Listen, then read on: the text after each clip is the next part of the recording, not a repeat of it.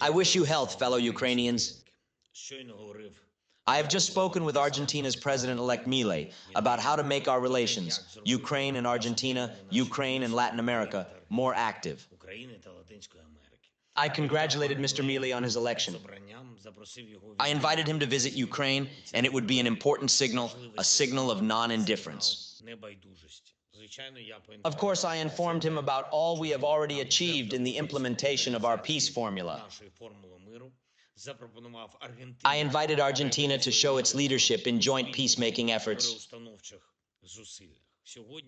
Today, a regular meeting in the Ramштайн format was held, the 17th one already. There are also new packages of support for Ukraine, for our warriors. These include shells and missiles, electronic warfare and drones, new capacities for our air defense. A corresponding coalition has been established, the Air Defense Development Coalition. The leaders in its organization are Germany and France. I am grateful for this leadership. I am also grateful to every country that participates in these efforts, which enable our cities and villages to be more protected from Russian attacks.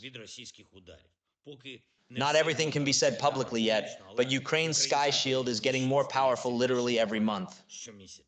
In the near future, I expect Defense Minister Umerov to report on the results of this Рамштайн.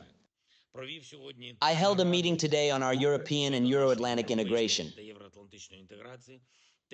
on what needs to be done now, by mid-December, for the European Union to fulfill its promise to start negotiations with Ukraine in response to our progress, to the fulfillment of all the recommendations of the European Commission. At this meeting, we also discussed how we are moving forward in our relations with NATO, in our integration into the alliance. It was a fairly broad group of participants, all the sectors involved, all our institutions we expect activity from. The chairman of the Verkhovna Rada of Ukraine, the Prime Minister, the relevant Deputy Prime Minister, the Minister of Defense, the Minister of Foreign Affairs, the head of the office and his relevant deputies, as well as the Chief of the General Staff.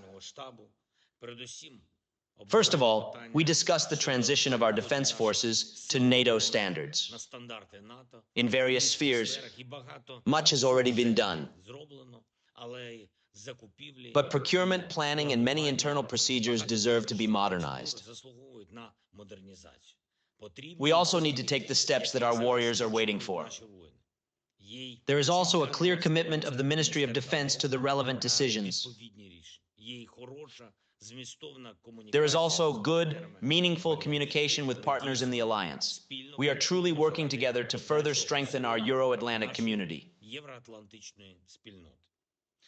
As for the European Union, today we agreed on a list of measures and steps that can add the necessary unity to the European community.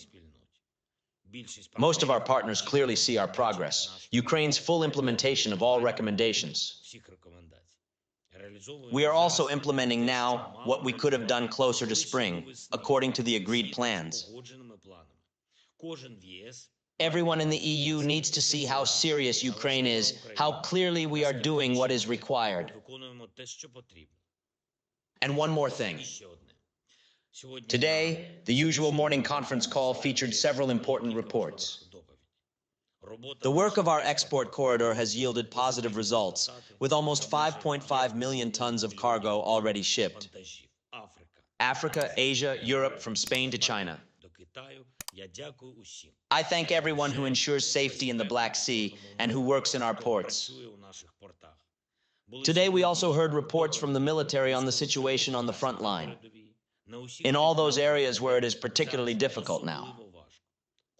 The Kupiansk, Bakhmut, Avdiivka, and Mariinka sectors.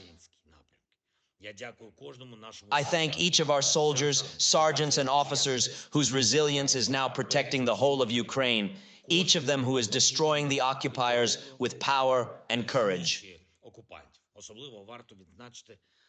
The 14th, 53rd, 110th Separate Mechanized Brigades and the 57th and 59th Separate Motorized Infantry Brigades should be especially recognized for their results these days.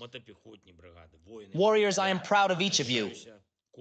I am grateful for your strength.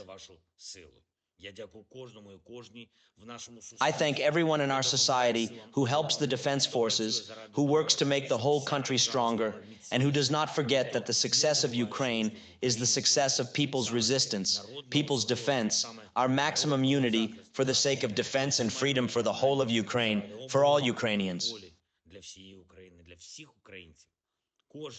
Anyone who adds to Ukraine's confidence, anyone who adds to Ukraine's results, adds to the guarantees of our independence as well.